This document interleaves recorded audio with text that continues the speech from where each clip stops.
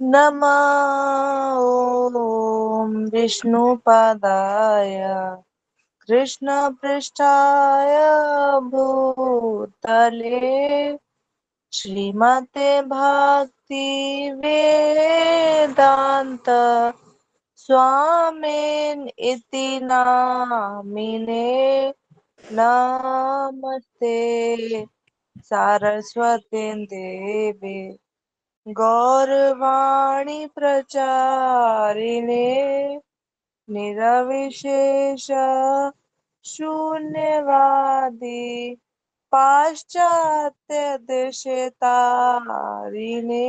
जय श्री कृष्ण चैतन्य प्रभु नित्यानंद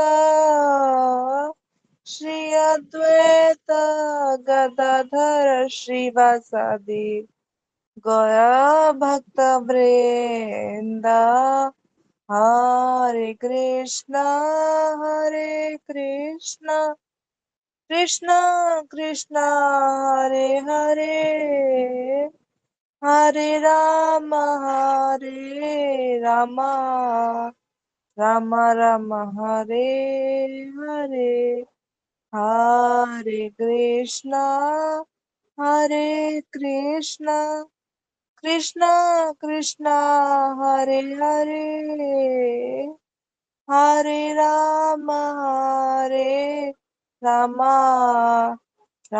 राम हरे हरे हरे कृष्णा कृष्ण कृष्ण हरे हरे हरे राम राम हरे हरे श्री श्रीमद्भगवत चरणारविंद भक्ति वेदांत स्वामी ठाकुर श्रील प्रभुपाद की विजय हो। बताई गौर प्रेमानंदे हरि हरि बोल। जय Shri Prabhupada. We are reading on the way to Krishna. Chapter 2 we have completed. अब इसमें जो वर्सेस हैं हम उन्हें स्टडी कर रहे हैं और आज जो है हम 3.22 पे अपनी चर्चा आगे करेंगे, क्योंकि इस श्लोक को हम पहले जो भगवद गीता में प्रभुपाद जी ने जो श्लोक पर भावार्थ दिया है उस पर हम चर्चा कर चुके हैं, तो एडिशनल पॉइंट्स आज हम लेंगे। ठीक है, ये श्लोक इस प्रकार से है, न मे पार्थास्ति कर्तव्यम त्रिषु लोकेषु किंचन नाना वाप्तम अवाप्तव्यम वर्त एव च कर्मणि। मेरी आवाज आ रही है सबको? भूमिका आवाज आ रही है बेटा? यस माता जी। ठीक है। O son of Pritha, there is no work prescribed for me within all the 3 planetary systems, nor am I in want of anything, nor have I a need to obtain anything, and yet I am engaged in prescribed duties. हे पृथा पुत्र, तीनों लोकों में मेरे लिए कोई भी कर्म नियत नहीं है, न मुझे किसी वस्तु का अभाव है और न आवश्यकता ही है, तो भी मैं नियत कर्म करने में तत्पर रहता हूँ। ठीक है, तो यहाँ सबसे पहले समझें कि श्री कृष्ण अर्जुन जी को यहाँ पार्थ कहकर संबोधित कर रहे हैं। पार्थ का अर्थ क्या होता है? पृथा पुत्र। अब अर्जुन जो हैं वे क्षत्रिय हैं, यहाँ पर कृष्ण अर्जुन जी को पृथा पुत्र कह करके अर्जुन जी की फैमिली की जो हेरिटेज है, उनकी रिस्पॉन्सिबिलिटी एज अ क्षत्रिय उसे याद करवा रहे हैं। ठीक है, अब यहाँ भगवान श्री कृष्ण क्या कह रहे हैं कि न तो मुझे किसी वस्तु का अभाव है न ही आवश्यकता है, क्योंकि सब कुछ किनका है? भगवान श्री कृष्ण का है, जो सारी चीजों को ओन कर रहे हैं, जो सभी चीजों के स्वामी हैं, तो उन्हें किसी चीज का अभाव या आवश्यकता होगी नहीं। भगवान श्री कृष्ण आत्मा राम है, आत्मा राम। एक्चुअली इसका रेफरेंस उन्होंने 3.17 में भी दिया है। ठीक है, एक बार देखिए 3.17 वर्स क्या कह रहा है। देखो यहाँ पर 2 शब्द हैं, 3.16 3.17। देखो 3.16 में भगवान इंद्रिया राम की बात कर रहे हैं, देख रहे हैं? इंद्रिया राम कौन होते हैं? जो केवल अपनी इंद्रिय तृप्ति में ही मन लगा करके रखे हैं। ठीक है, और भगवान के बताए हुए यज्ञ चक्र का पालन नहीं करते। ये देख रहे हैं, my dear Arjuna, one who does not follow in human life the cycle of sacrifice thus established by the Vedas certainly leads a life full of sin. Living only for the satisfaction of senses, such a person lives in vain. ऐसे लोगों को क्या कहते हैं? इंद्रिया राम, जो इंद्रियों के सेवक हो। वास्तव में उसे ऐसा लगता है कि वह इंद्रियों को भोग रहा है ना। कहने को तो हम यही कहते हैं ना कि ये व्यक्ति इंद्रियों को भोग रहा है, पर वास्तव में क्या होता है? इंद्रियां उस व्यक्ति को भोग रही होती हैं, क्योंकि इंद्रिय तृप्ति के लिए वह व्यक्ति क्या करता है? वह अनेक प्रकार के पाप कर्म करता है ना। क्योंकि इंद्रियों को भोगने से इंद्रियों की मांग इतनी अधिक बढ़ जाती है कि इंद्रियों को वश में करना कठिन हो जाता है, और ऐसी स्थिति में वह व्यक्ति इंद्रियों के आदेश का पालन करता है। तो ये तो हो गया इंद्रिया राम, जो लोग अपनी इंद्रियों की संतुष्टि के लिए ही जी रहे हैं, जो कि कभी भी संतुष्ट नहीं होती। ठीक है, अब देखिए, अब 3.17 में इंद्रिया राम के विपरीत आत्मा राम मनुष्यों की यहाँ भगवान बात कर रहे हैं। वे कह रहे हैं, but for one who takes pleasure in the self, whose human life is one of self-realization and who is satisfied in the self only, fully satiated, for him there is no duty. किंतु जो व्यक्ति आत्मा में ही आनंद लेता है तथा जिसका जीवन आत्म साक्षात्कार से युक्त है, जो अपने में ही पूर्णतया संतुष्ट रहता है, उसके लिए कुछ करणीय कर्तव्य नहीं होता। अब इसी को आप कनेक्ट करें 3.22 से। ठीक है, अब दोनों में आप भेद समझे। इंद्रिय राम क्या है? वो इंद्रियों की तृप्ति से खुशी को ढूंढ रहा है, संतुष्टि को ढूंढ रहा है, लेकिन वह कभी भी खुश नहीं रह पाता, कभी भी संतुष्ट नहीं रह पाता। लेकिन आत्माराम कौन है? जो आत्मा में ही आनंद लेता है, जो अपने में ही पूर्णतया संतुष्ट है, तो वह इंद्रिय भोग के पीछे नहीं भागेगा। ठीक है, और ऐसा व्यक्ति जो आत्माराम है वो कौन होगा? जो भगवान का भक्त है वही आत्माराम है, क्योंकि उसका जीवन जो है वह आत्म साक्षात्कार से युक्त है। अब ऐसी स्थिति में जब वो व्यक्ति अपनी आत्मा में ही संतुष्ट रहता है, तो उसके लिए कोई भी कार्य करणीय नहीं रह जाता। अब 3.22 में अगर हम देखें, भगवान बता रहे हैं कि तीनों लोकों में उनके लिए कोई भी करणीय कार्य नहीं है। अब इसको आप कनेक्ट कीजिए आत्मा राम से, कि भगवान जो है वे आत्मा राम है, वे अपने में ही संतुष्ट हैं। उन्हें संतुष्टि के लिए, आनंद के लिए, तृप्ति के लिए किसी विषय वस्तु का सहारा नहीं लेना पड़ता। ठीक है, तो इसीलिए उनके लिए कोई भी कर्तव्य जो है नियत नहीं है। तो कृष्ण भी आत्मा राम है और कृष्ण के भक्त भी आत्मा राम है ना। अब एक और बात हमें समझनी है कि भगवान आत्म काम है। आत्म काम, उसका क्या अर्थ है? अब देखिए, ये रेफरेंस पहले हम देखेंगे स्कंद पुराण से, जिसमें भगवान को आत्मा राम और आत्म काम बताया गया है। पहले इसे सुनिए। ठीक है, शांडिल्य मुनि परीक्षित तथा व्रजनाभ से कहते हैं, इस पर ब्रह्म स्वरूप व्रज धाम में नंद नंदन भगवान श्री कृष्ण का निवास है। ठीक है, व्रज धाम में भगवान श्री कृष्ण, जो कि नंद बाबा के पुत्र हैं, नंद नंदन, उनका निवास है। उनका एक एक अंग सच्चिदानंद स्वरूप है। हमने बात की थी ना कि भगवान का जो शरीर है वह क्या है? सच्चिदानंद है, वह दिव्य है। वे आत्मा राम और आत्म काम है। प्रेम रस में डूबे हुए रसिक जन ही उनका अनुभव करते हैं। भगवान श्री कृष्ण की आत्मा है राधिका। उनसे रमण करने के कारण ही रहस्य रस के मर्मज्ञ ज्ञानी पुरुष उन्हें आत्मा राम कहते हैं। ठीक है, तो भगवान श्री कृष्ण की आत्मा कौन है? राधा रानी है। ठीक है, और वे राधा रानी के साथ रमण करने से रस का आस्वादन करते हैं। ठीक है, इसीलिए उन्हें आत्माराम कहते हैं। आत्म काम की अगर हम बात करें, काम शब्द का अर्थ होता है कामना, अभिलाषा। ठीक है, व्रज में भगवान श्री कृष्ण के वांछित पदार्थ हैं गाय, गोप, गोपियां तथा उनके साथ लीला विहार इत्यादि। वे सब के सब वहां नित्य प्राप्त हैं। इसी से श्री कृष्ण को आत्म काम कहा गया है। तो उनके पास किसी भी चीज का, किसी भी वस्तु का अभाव नहीं है। जो ये गाय है, गोपीजन है, गोप है, गोपियां हैं, ये सभी उन्हें नित्य प्राप्त हैं। इसलिए श्री कृष्ण आत्म काम है। ठीक है, इसका मतलब क्या हुआ कि भगवान श्री कृष्ण की जो भी कामनाएं हैं वे स्वतः ही पूर्ण हो जाती हैं। उन्हें ऐसा कोई कर्तव्य पालन नहीं करना पड़ता जिससे वे उन कामनाओं को फल के रूप में प्राप्त करें।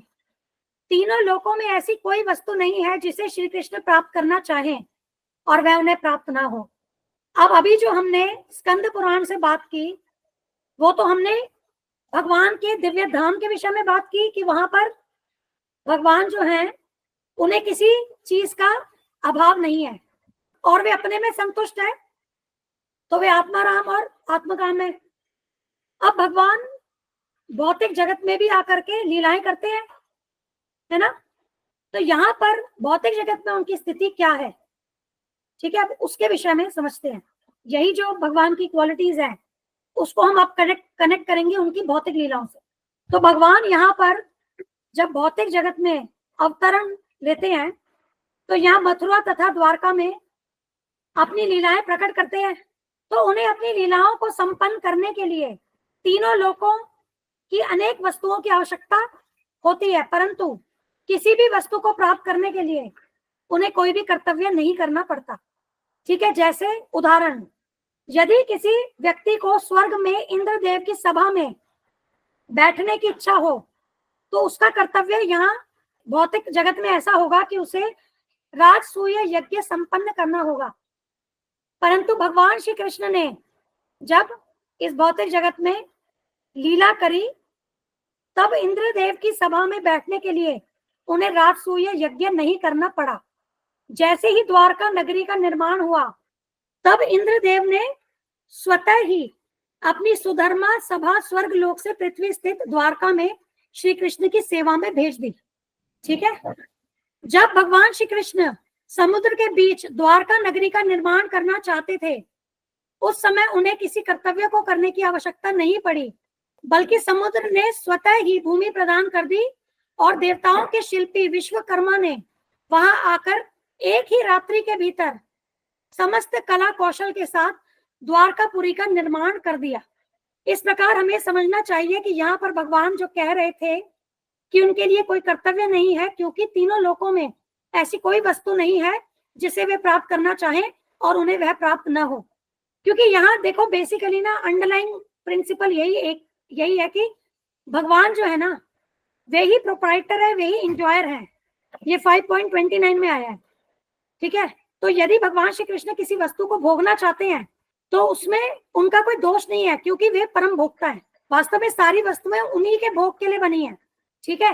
माता जी वैसे बात तो सही है, बट यही है कि जैसे अभी मेरे को मन में ऐसे ही प्रश्न आया कि सब कुछ भगवान जी के लिए बनाया है, सब कुछ भगवान जी का ही है, तो हमको क्यों बनाया फिर भगवान जी ने?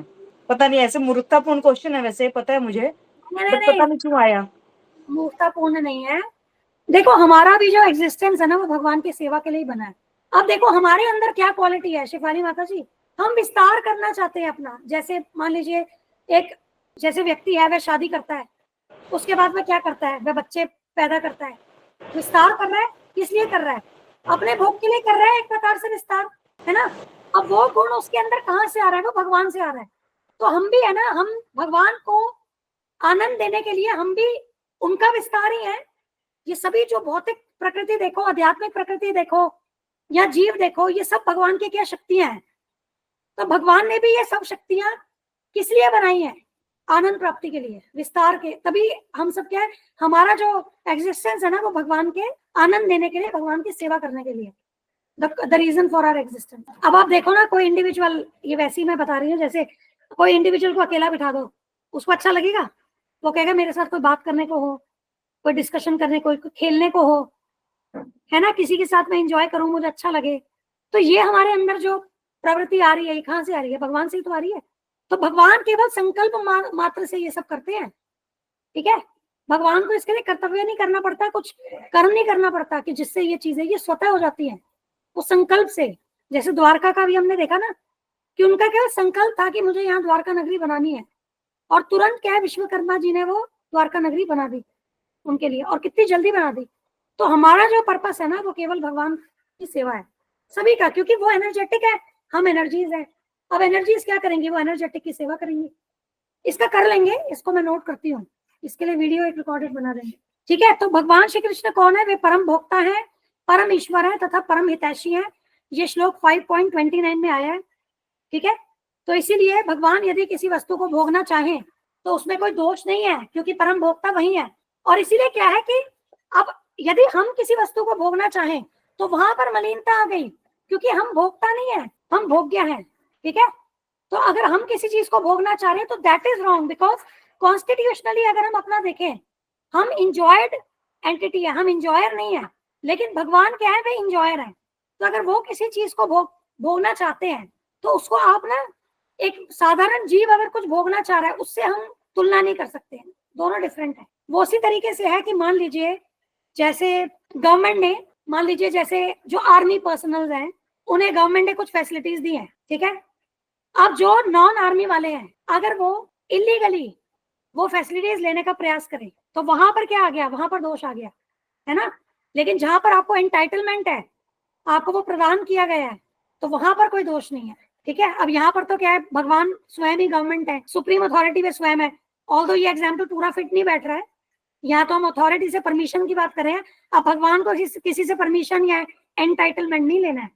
ठीक है, भगवान तो स्वयं ही गवर्नमेंट है, स्वयं ही अथॉरिटी है, सब कुछ उन्हीं का है।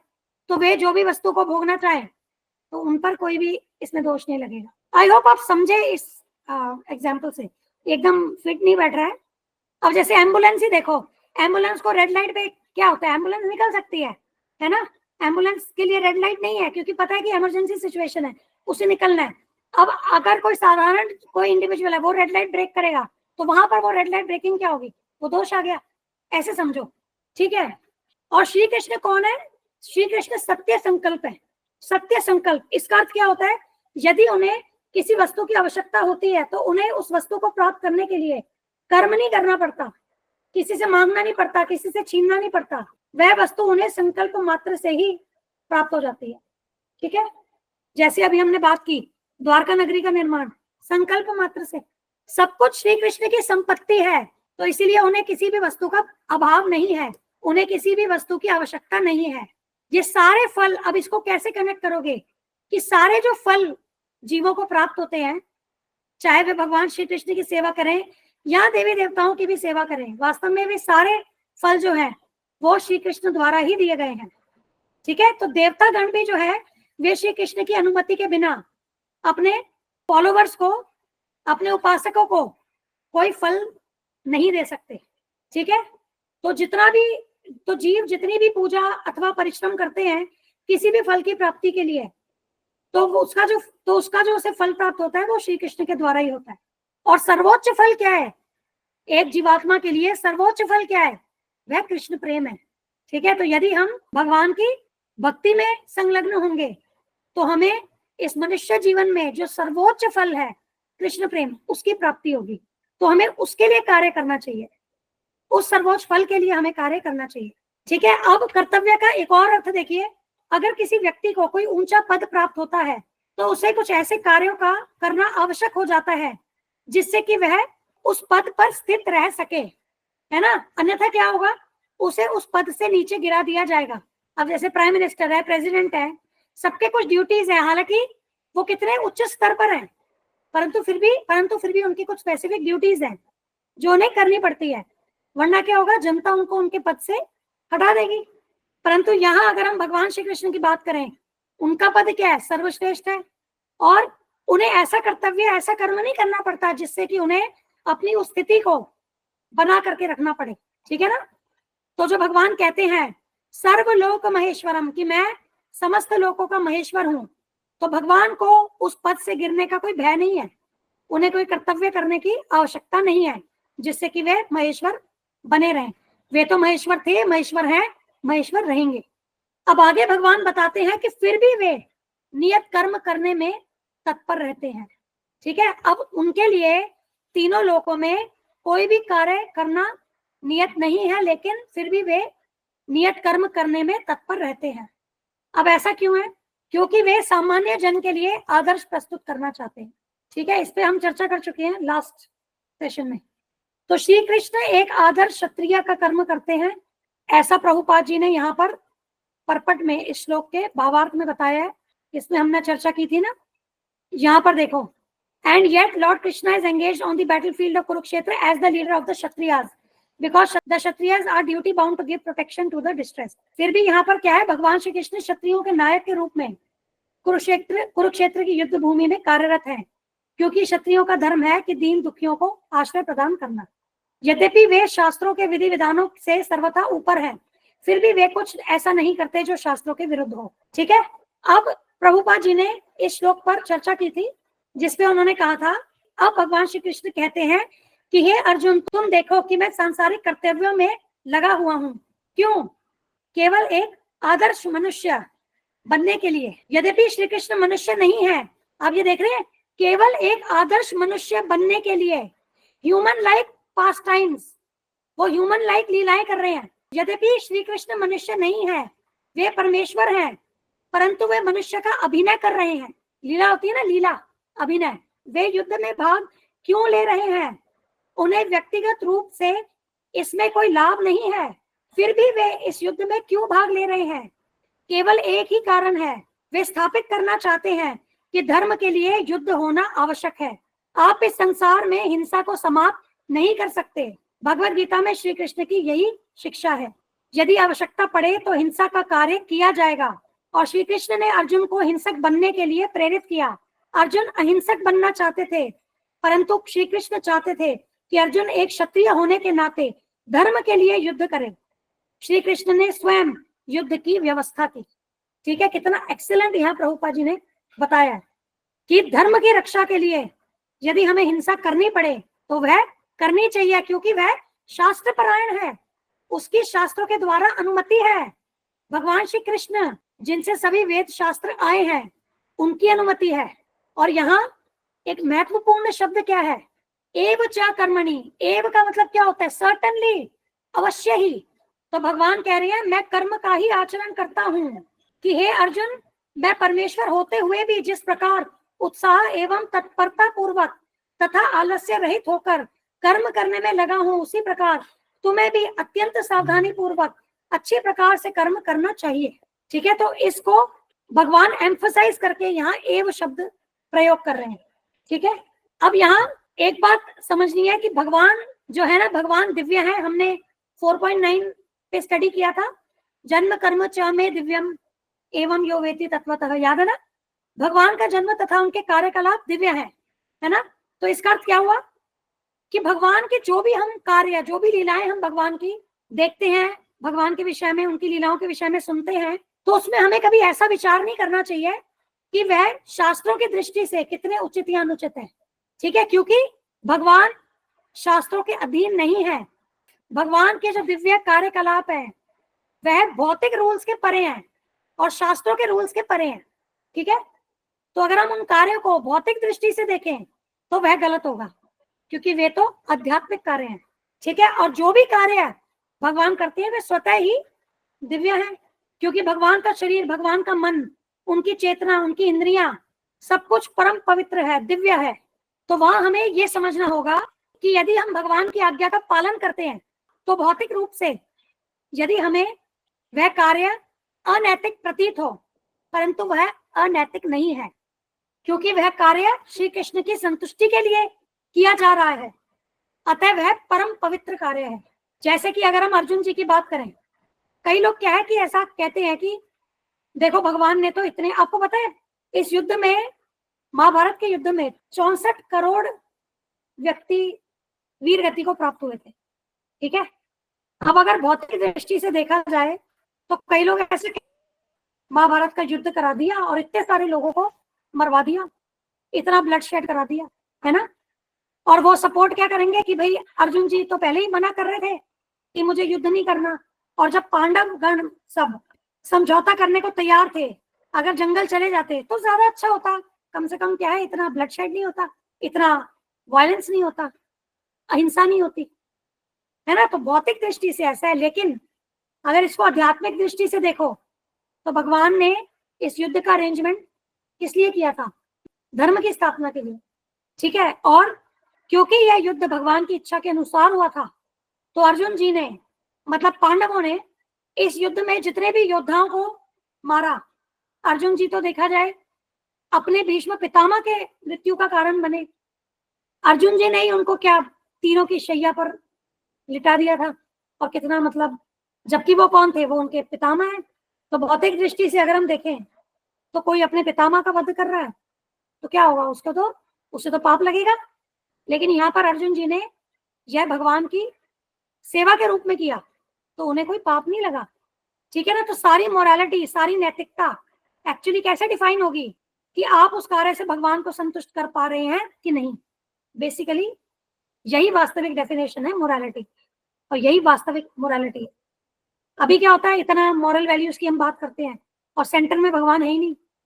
आप कितना जो मर्जी आप भौतिक रूप से मॉरल प्रिंसिपल्स फॉलो कर लो, लेकिन जब आपने भगवान को ही आपने सेंटर में नहीं रखा तो वो जो मोरालिटी आप फॉलो कर रहे हो वह पूर्ण रूप से शुद्ध नहीं हुई। और इसी के विपरीत अगर कोई चीज इमोरल प्रतीत हो रही है लेकिन वह भगवान की संतुष्टि के लिए की जा रही है, वह पवित्र है। ऐसे हमें समझना होगा। ठीक है। तो बेसिकली हमारी चेतना भौतिक प्रकृति के प्रभाव के कारण दूषित हो गई है और हमें उसे शुद्ध करना है। और कैसे शुद्ध करेंगे?